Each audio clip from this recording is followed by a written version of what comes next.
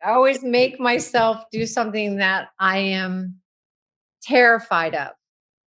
And that's true with work. That's true with my goals. That's true with my personal life. That's true with like changing laundry detergents at the aisle in the grocery. It's like, do it. Change your detergent. Like live on the edge. I think that fear is a good thing. I mean, for me, it's growth. I'm Carolyn Hadlock, Executive Creative Director at Young & Larimore, and this is the Beautiful Thinkers Project, a podcast where I ask founders, creators, leaders, and visionaries how they bring their ideas to life. As we enter these conversations with thinkers across disciplines like art, science, and business, we'll learn a little bit more about the practices and identifiers that create beautiful thinking, something defined so individually, but so universally recognizable. Welcome to the Beautiful Thinkers Project.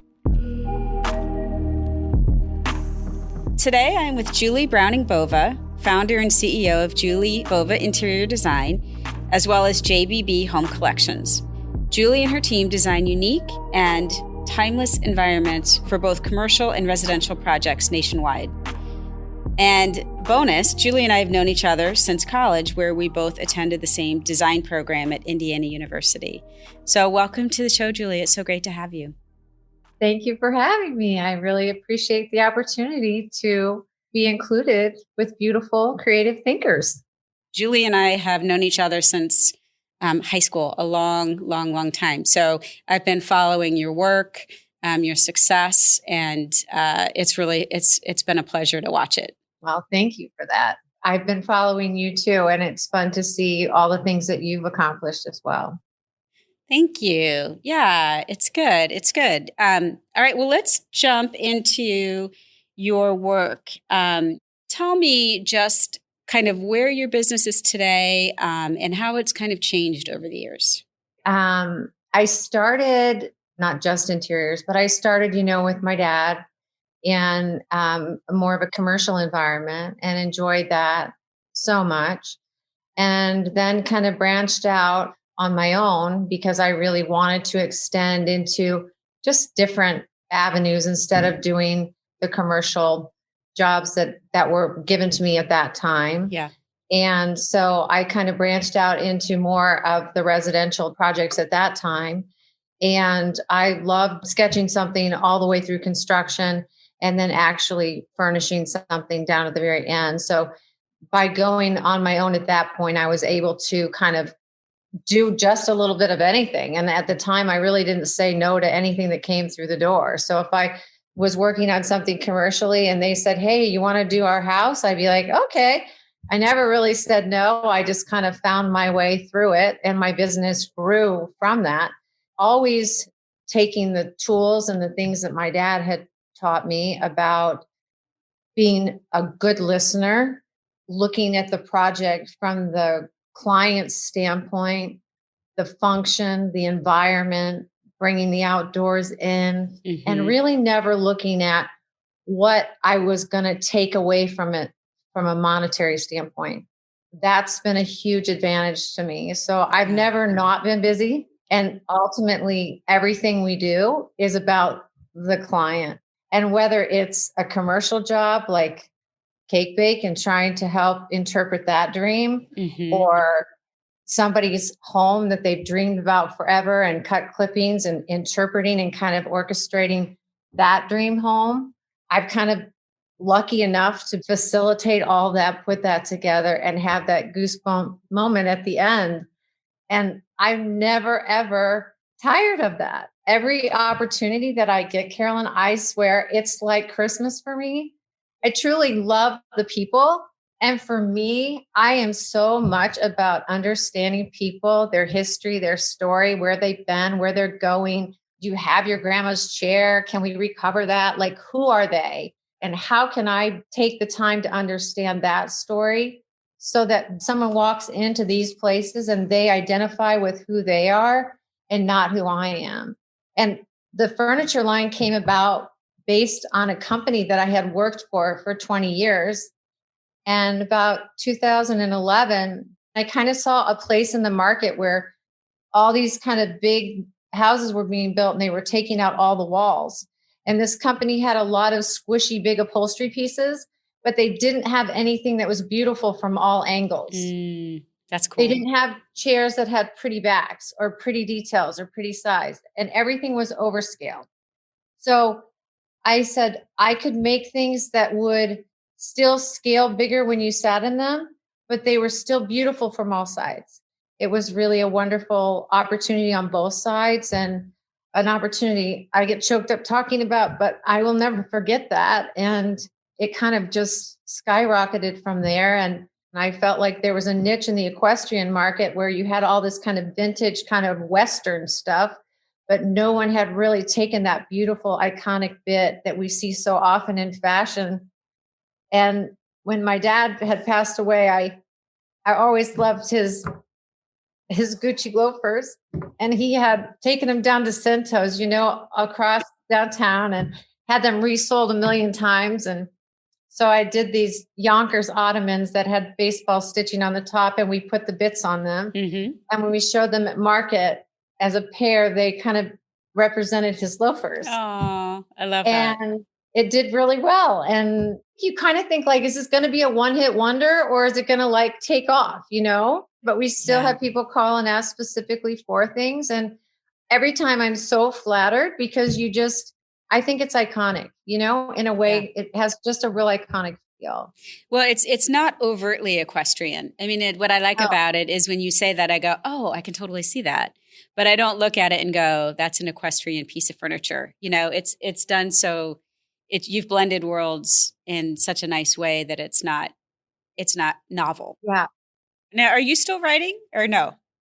Yeah. So it's funny because I'm going through different horses in different phases of my life. And the horse that you see on Instagram that was white, he's definitely my heart. Mountain says he's my heart horse. He's at the barn with us. His name is Chip. He got a little crazy eye on us, so I'm kind of got forbidden to ride him. He's a little out of my skill set. So then they bring in another horse for me to ride, and he gets off the truck and he's there. And I said, well, what's his name? And she says, Supreme Challenge. And I'm like, could you not have brought an easy rider? Like, why are you bringing me a horse named this? But I said, well, maybe this represents the next level of my life. So like I always make myself do something that I am terrified of. Yeah. And that's true with work. That's true with my goals. That's true with my personal life. That's true with like changing laundry detergents at the aisle in the grocery. It's like, do it. Change your detergent. Like live on the edge. I love it. So I try really hard to like set myself up to a point where I'm terrified. I don't breathe my entire lesson. And they're all like, are you breathing? And I'm like, no. And I'm not talking to you until the end because I'm terrified. But I find that when I'm most terrified, at the end of it, I feel the most accomplished. Yeah. Well, I think it's such a healthy thing to put terror in your life. Like intentional terror is really great, because I feel like sometimes when you have those physical terrors, they help you take the mental terrors a little bit easier. Yes. Like one kind of feeds the other. So I think you're right. Like you have to either be all in on that philosophy, and I'm terrified to change laundry detergents, but I'm going to do it because it is just like it's a domino effect. Yeah. What my dad used to say about things, like he'd say to me, what's the worst thing that can happen? Like if you put yourself out there, like if they say no, they say no. And where are you? You just asked, Yep. And I think that was such a good thing for me to learn too, because it's like, no is okay. It's not devastating for me. If I never asked, then I would be like, oh, well, then you walk away from your life thinking, well, I never asked. Well, I ask a million times. And if it's something where I think, oh gosh, I'm going to ask again because I don't think they heard me. Then maybe they didn't understand. Maybe they don't understand that clearly. I don't want to take no for an answer, so I'm going to work on that one a little bit and come in at a different angle. But you know, I think that fear is a good thing. For me, it's growth, and it's growing, and it's understanding and raising the bar for myself. Well, I think those are the people, especially in the creative sphere, the people that tend to do the best and have the longest careers are the ones who are relative to themselves versus the ones who are, relative to other people. And I was going to ask you because I'm curious if you and I, who both have had flourishing careers in Indiana, I wonder if that is part of the mindset that we bring to it, because we don't have those coastal, well, this is how we're supposed to do it. And therefore, we can just do it the way we want to do it. Do you think that I know your dad was super foundational for your philosophy on your work and on how you live your life. But do you think that living in the Midwest and maybe not in a massively big city has contributed to that sense? Sometimes I'm blown away I hear people say like they've never been to High Point, which is an international market, because they're coastal and they're only going to say that they want to go to Italy for market. Yeah. And then you see like the trade magazines put these big, huge conglomerate places on the covers of the magazines. And it's these huge box stores that are creating these pieces of furniture. And I'm like, that's really great. But there's some really, really incredibly beautiful pieces of American made furniture. I'm very proud of the Midwest. And I'm very taken by these people that are making these beautiful pieces of furniture in Ohio.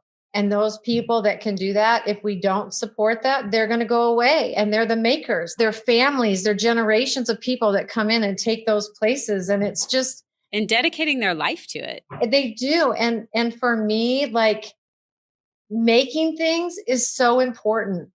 And to know that those things are made and they're made especially for somebody, and that you can have a custom piece that's made especially for your customer, and that customer can know that that's an heirloom piece that they can give to their daughter, their son, and that can stay in the family. And it's not just a knockdown piece that they can throw in the trash. Like, we lose that specialness when we can get it in 2 days. It's going to arrive in a box. We put it together and then we can throw it away because it has no value. Always look at your home or your office and think, what if I have one treasure that I want to keep? Like, what if I have one piece that I've carried through for my family? What if I have one special piece that I want to save for? And you bring all of those pieces together. It tells a much different story than just buying everything that you can put in a cart and have it arrive in a box at your door. You might end up at the same price if you just level it out. You know what I mean? Mm-hmm. Well, my mom used to tell me, you could tell a good piece of furniture when the back legs were a different design than the front legs. And it's so funny because every time I go someplace, my husband just rolls his eyes at me. I'm like, but no, it's legit. Like that's a thing. Totally true. It's totally true. Yeah. And hopefully, I feel like the artisanal movement is alive and well. We buy our artisanal ice cream now, so hopefully that transfers over into the furniture space as well. And that preserves it. But like you said, there's been such a built-in, the threshold for how long I want to wait and how much I want to spend and how long I'm going to keep it, is lowering and lowering. So, but you also have talked about how you enjoy being kind of a best kept secret. So can you talk a little bit about that and why that's a benefit? I think kind of in this world of technology where everything is out there and there's so much on the internet and screens what everybody has, what everybody's doing, where everybody is. I think it's super important that when I go into somebody's home that I maintain the privacy and the sanctuary and the quietness and the calm of that person's home and the privacy there. Your home is your place where you feel safe. And I think in a world where this digital platforms, it's awesome when I see people showing everything that they do. But I feel that many people that I work with are very appreciative that they don't have to see everything that I do for them out there in the world. I like that. And as we talk about, interior design, much like graphic design, is one of those things where almost everybody perceives themselves as one with the internet culture. And so as you think about your brand and the promotion of your brand, is it fair to say you like to let the work speak for itself, and then that word of mouth kind of helps you find the right kind of client? Yeah, I'm very fortunate because we're not really spending, half our day on social media, and we're spending half that day making sure that the balls don't get dropped and that people show up. I feel like sometimes we are the people that kind of conduct the symphony, not only for the interiors portion, but for a lot of just the nuts and bolts of a project that sometimes get overlooked in the end. And I like being that person. I like kind of pulling all those things together. So in the end, it's like we walk away and everybody's happy to see us in the end, just as they were happy to see us in the beginning. That's really important. Yeah, that's very cool. I like that. So do you think your daughters were just sort of predestined to join your company? It's funny because I needed them. Both of them had a career path that probably wasn't coming this direction. Madeline's very accomplished and was spending time in a corporate position, and Emma in journalism. And prior to some of the furniture line picking up some of those opportunities, I needed the journalist side of it and kind of understanding the brand and how to do that. And then on the human resource side of it and kind of logistics, when we had some things that were going to be taking a lot of coordination from overseas and things here. And I really needed Madeline's help on the logistics side because that is a really difficult thing to do. And she was so good at doing that. Sometimes family is really great to have because they really know the people. And when you have that care and concern for your clients, it takes it that extra step because we know the people that we're working with, and that just makes it that much better. Design is all great when you're an introvert and you're at your paper and you're doing your thing, but being able to share the message and be a good communicator and a good listener and being able to keep things going is the tricky part of what we do every day. And you know that too in your business. Like everybody on our team does a really good job of that. Yeah. Well, and I feel like being a good listener is kind of a signature of your work. I'd love to talk a little bit about the Cake Bake Shop and that process. So Cake Bake is started, I know, in Broad Ripple, and there's another location, and it's in Indianapolis, but it's really kind of changed the face of the city, I think. So maybe just start at the beginning and talk about that assignment. Well, I remember when Gwen first came to me and I painted the pictures for her, she talked to me about what she wanted in the experience. She was very clear about her vision of having to be a complete experience, from the sounds to the smells to the uniforms to painting that picture. And it was going to be a happy, wonderful experience for families and people to come together. And so every detail that she needed and I would listen to, and then I would try to resource materials, and down to the Philip Jeffries ceiling in the bar is, bubbles of champagne, just trying to frost it for her in a way that she would just explode. And she's amazing. And I love her energy with her creative process. She's kind of on fire always about where she's going to create that next beautiful experience for that little girl or boy or family or grandma or whoever's going to come in and enjoy that. And I think, she's planned very far in advance for how the shop will change with her seasonal elements. So, that is really fun for people that have been and had the experience before, whether it's Halloween or the holidays. And now she has these beautiful pink mushrooms that are just there. The spring is beautiful. Very, very, very. My job for her, I think, when I went in and worked with her on the job with the architects, was to help reinforce her dream and also to create a backdrop in which she could creatively bring in this kind of beautiful vision of the seasons that will be ever changing every year. I mean, she really thinks about that. She makes things for it, especially, and then she goes and decorates through the night as it changes for the season, and creating a backdrop that it can support that, but also be beautiful year round too. And it's very fun. Yeah, and I know one of the things you've talked about And it would be interesting to hear you talk a little bit about your process, but I know part of what you do as a sort of active listener, but you're also into it, and you can help. Maybe they can't articulate their vision and you help bring that to life. How do you do that through your process? I think when you talk about beautiful thinking and people have different levels of gifts, how they see things, how they perceive color, how they see the stars. I think that's truly one of my gifts. If someone tells me what their story is or what their dream house is or what their dream vision is for their business or their restaurant, I can pretty much hear what they're saying and I can pretty much draw that in my head or in my whatever pieces and parts swirl in my beautiful thinking. And I can put that together in a way that I can get to it and I could see it complete.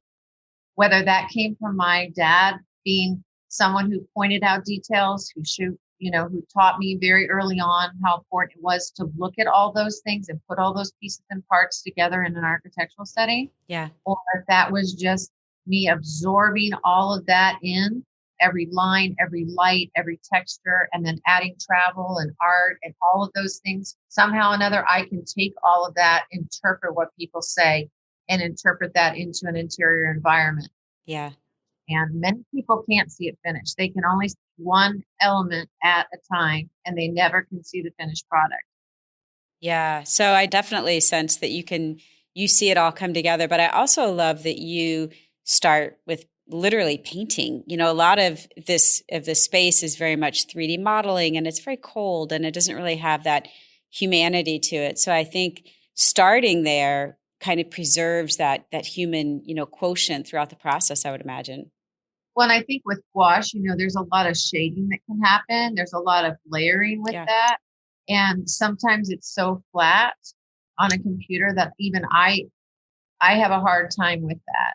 But if I'm layering it with something, then I can shade it. And when I did the equestrian hardware for Kindle, they couldn't believe it because I think they've seen everything in line drawing. And when they literally made it just how I had painted it. And it's so beautiful in person. But it was literally, I could paint it and render it and shade it. And it was so beautiful. And when I saw it for the first time, I couldn't even believe how beautiful it was. But I think the gouache gave it the luster and the depth. Whereas if it had been just like on a flat computer, gold color, I think it wouldn't have been as beautiful. But they literally made it exactly how a artisan in Grand Rapids make it. I couldn't believe it when I saw it for the first time.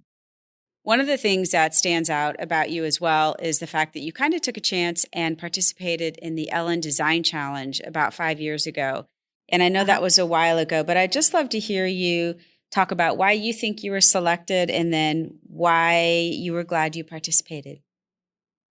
I think because I had the equestrian line of furniture, I think that is kind of a unique detail that I do. And I think that I was recognized from that potentially because of Portia. Mm-hmm. Portia loves to ride horses and has horses and actually shows as well. So it was one of those things where I think that I was recognized for that detailing. And also I think because I was probably from the Midwest at that point, and also because I was showing furniture. Yeah. And it seemed like there was a lot of the other participants were just out of school, like really hadn't established their careers yet. Yes. It was funny because when I put it out there, I was like, well, I want to make furniture quickly because everything that we do in our industry, would take 6 weeks, 10 weeks. Now it's much longer. Yeah. But I was like, how fun would this be to make it fast? Like to collaborate with somebody and make it super fast. So for me, I took it as an opportunity to be working in a workshop with somebody, collaborate and make it quickly.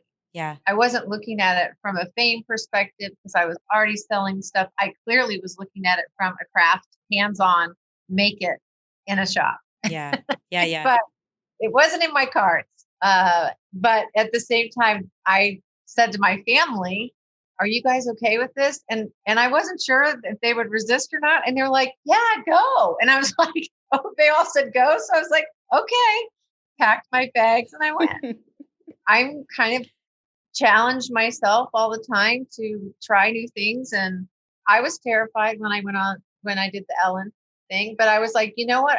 I step out of your comfort zone. You learn a lot. And I think when I came home from that, I learned so much about myself in that time.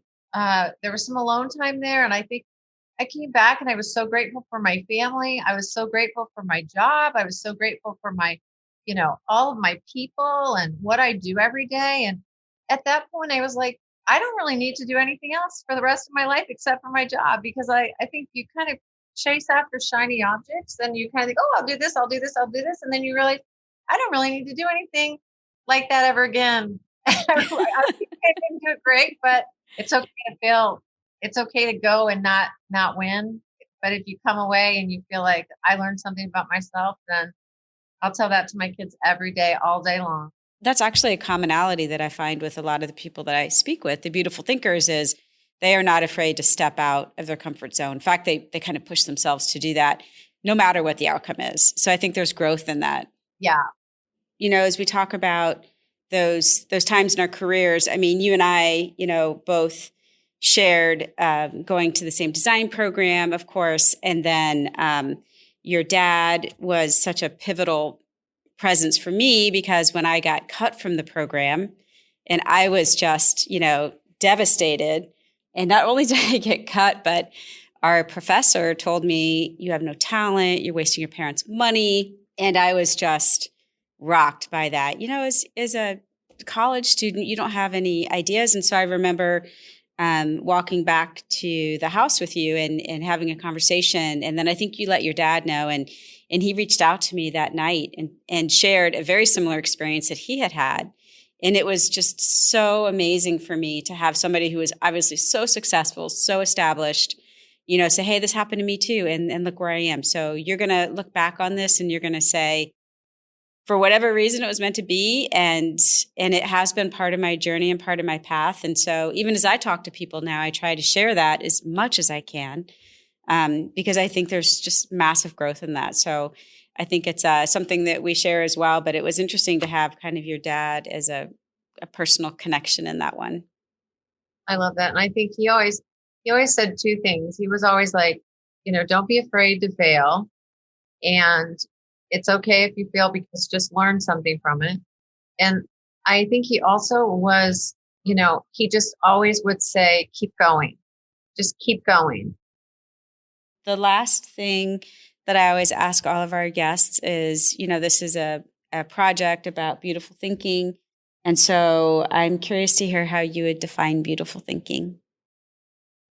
I think beautiful thinking is really the ability to connect people with their place and being able to hear what they need and hear what their dreams are, and being able to listen and being able to think through all of their beautiful ideas and then create and paint that together. I think beautiful thinking for me is to be able to see beauty in really every single thing. It's in the environment, it's in the sunsets and the stop the car moment. I got to take a picture of the sunset, and the outdoors and the textures and color and light and environments and people's collections and their treasures from their families and all of the things that connect us to our place and our people and our families. And in my world, beautiful thinking is utilizing